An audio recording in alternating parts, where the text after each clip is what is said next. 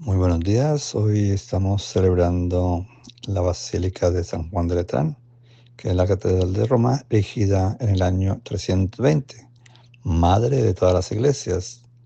Y ahí está la cátedra de su obispo, que es el Papa. Aunque ahora tenga la residencia en San Pedro del Vaticano, esta Basílica de San Pedro se construye entre 1506 y 1526 sobre los restos de otra antigua y de tiempos del emperador romano Constantino, dedicada también al apóstol San Pedro, cuyos restos reposan bajo su altar principal.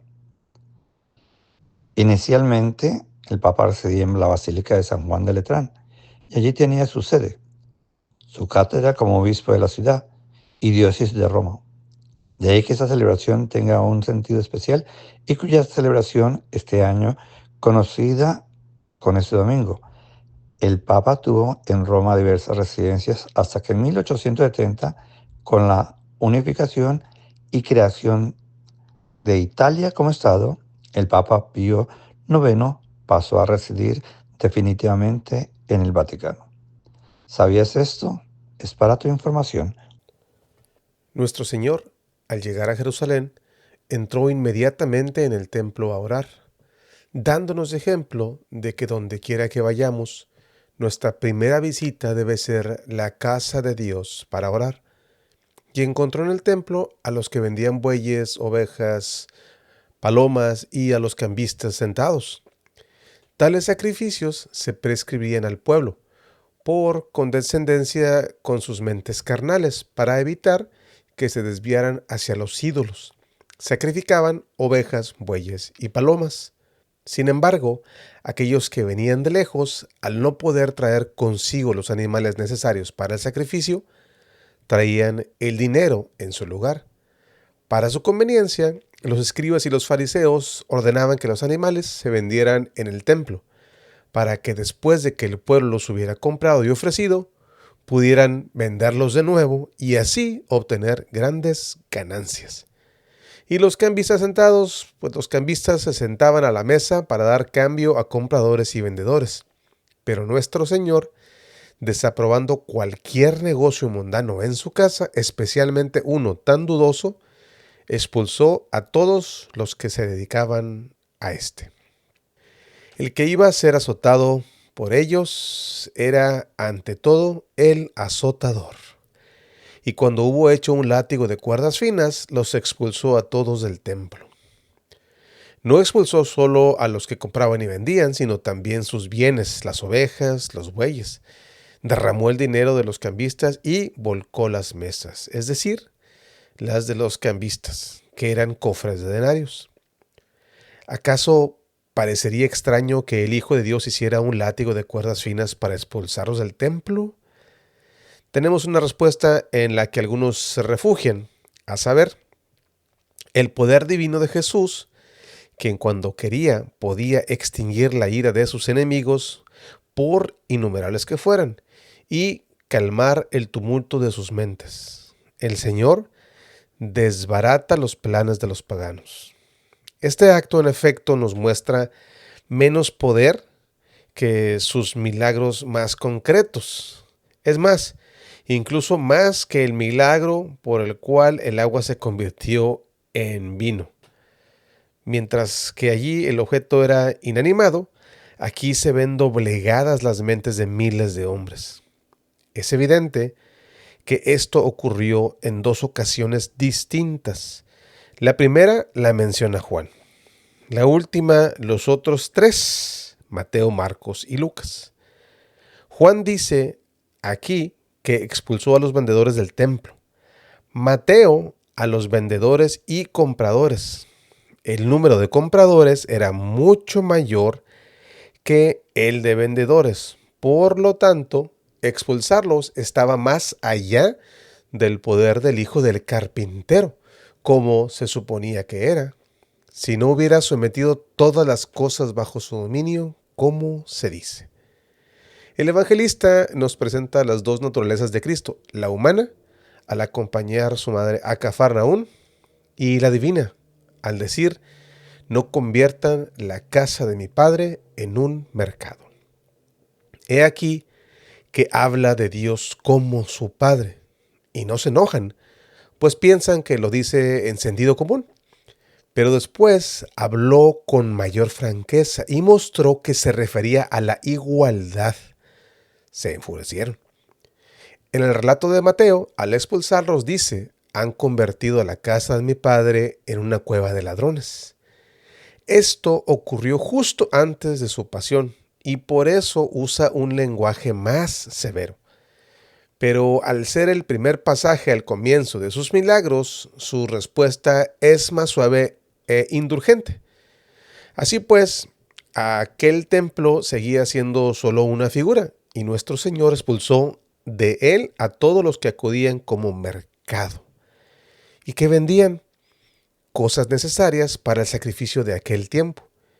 Y si los hubiera encontrado borrachos, si la casa de Dios no debe ser un mercado, ¿acaso debe ser un lugar de embriaguez? Pero, ¿por qué Cristo empleó tal vehemencia? Estando a punto de sanar en sábado y de hacer muchas cosas que les parecían transgresiones de la ley, para no parecer pues que actuaba en contra de Dios, lo hizo arriesgándose. Y así les hizo entender que quien se exponía a tal peligro para defender la decencia de la casa, no despreciaba al Señor de esa casa. Por la misma razón, para mostrar su conformidad con Dios, no dijo la casa santa, sino la casa de mi Padre. Sigue, y sus discípulos recordaron lo que estaba escrito: el celo por vuestra casa me consume. Sus discípulos, al ver que él tenía este ferviente celo, recordaron que fue por el celo por la casa de su Padre que nuestro Salvador expulsó a los impíos del templo. El celo, entendido bien, es un cierto fervor del espíritu, que olvidando todo temor humano, impulsa a la mente a defender la verdad. Se entrega con celo a la casa de Dios a corregir todo lo que ve mal en ella, y si no puede corregirlo, lo soporta y se lamenta. En tu casa te afanas por evitar que las cosas salgan mal. En la casa de Dios, donde se ofrece la salvación, ¿debes ser indiferente? Haz lo que puedas según tu condición. En un sentido místico, Dios entra espiritualmente en su iglesia cada día y observa la conducta de cada uno. Por lo tanto, tengamos cuidado cuando estemos en la iglesia, en la casa de Dios, de no entregarnos a historias, bromas, odios ni lujurias, no sea que de repente venga y nos castigue y nos expulse de su iglesia. Incluso el habitante de Jerusalén puede incurrir en culpa e incluso el más rico puede extraviarse. Y a menos que se arrepienta pronto, pierden la capacidad con la que fueron dotados. Los encuentra en el templo, es decir, en lugares sagrados o en el oficio de proclamar las verdades de la iglesia. Algunos que convierten la casa de su padre en un mercado. Es decir, que exponen a la venta los bueyes que deberían reservar para el arado, no sea que al apartarse se vuelvan indignos del reino de Dios. También que prefieren las riquezas injustas a las ovejas, de las que obtienen el material para adornarse. También aquellos que por miserable ganancia abandonan el cuidado vigilante de quienes son llamados metafóricamente palomas, sin ninguna amargura ni resentimiento.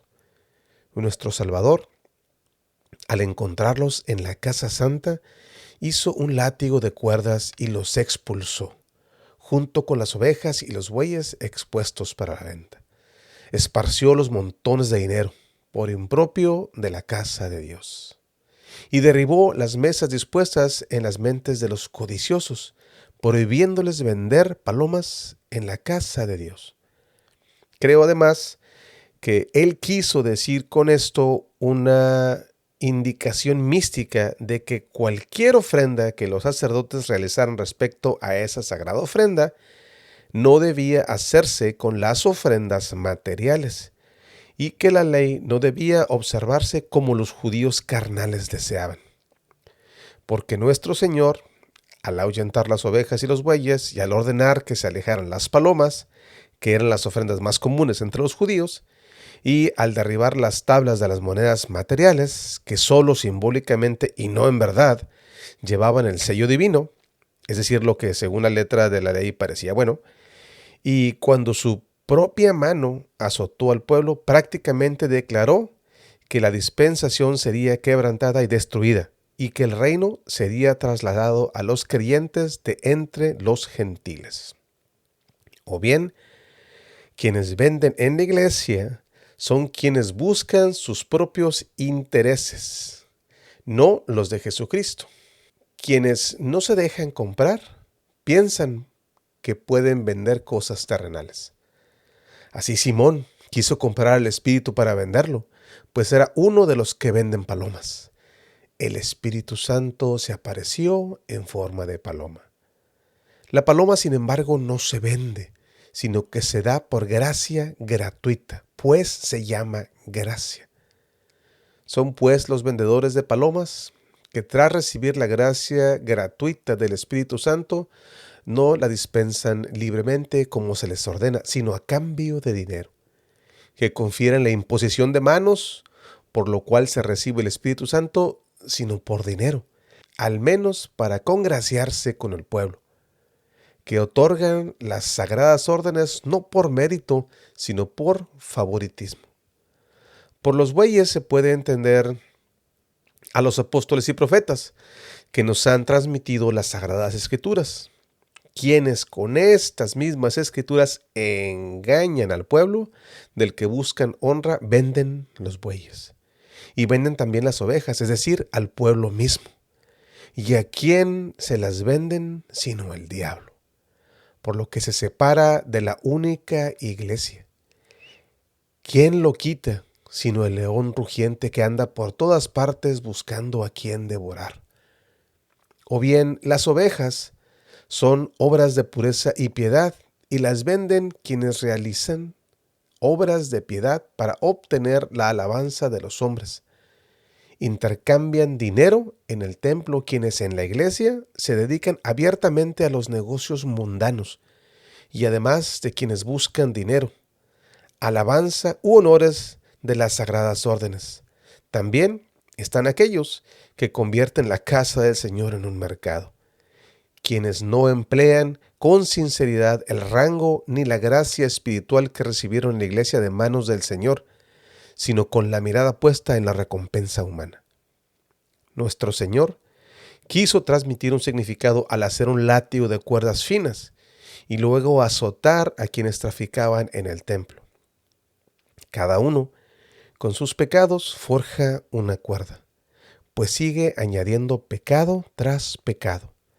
Así pues, cuando los hombres sufren por sus iniquidades, sepan que es el Señor quien los castiga con cuerdas finas y les advierte que cambien sus vidas, lo cual si no lo hacen, oirán al final, átenlo de pies y manos.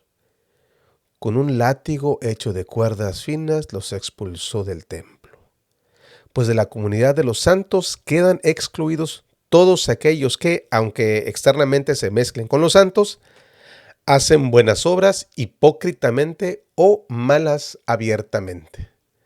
También expulsó las ovejas y los bueyes, para mostrar que la vida y la doctrina de tales eran igualmente reprobables, y derribó los montones de monedas de los cambistas y sus mesas, como señal de que en la condenación final de los impíos les quitará incluso la forma de aquello que amaban.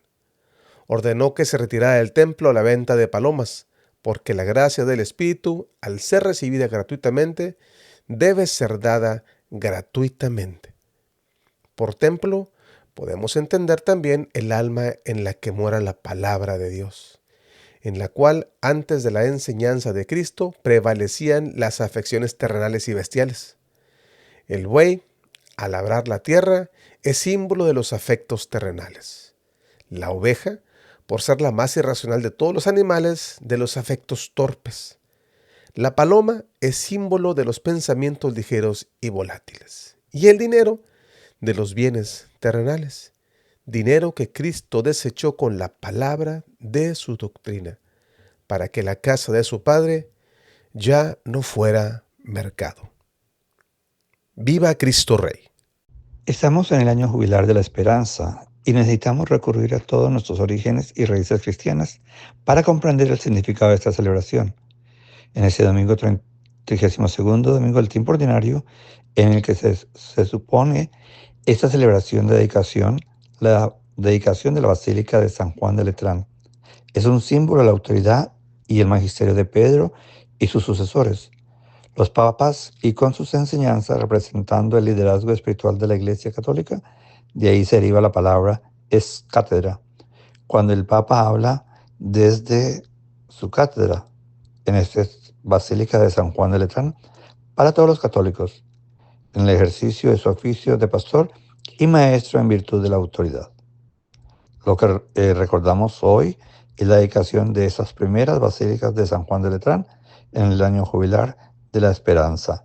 Que muchos de vosotros podáis pasar esa puerta, aunque no puedan ir a Roma, pero en cada diócesis o en cada estado o departamento, como lo llamen, siempre tendrán una catedral para poder ir a vivir el año espiritual, recordando que se tienen que confesar, vivir en esa gracia, rezar por el Papa, que son las intenciones, y la penitencia que tú tengas o lo que quieras realizar en beneficio también.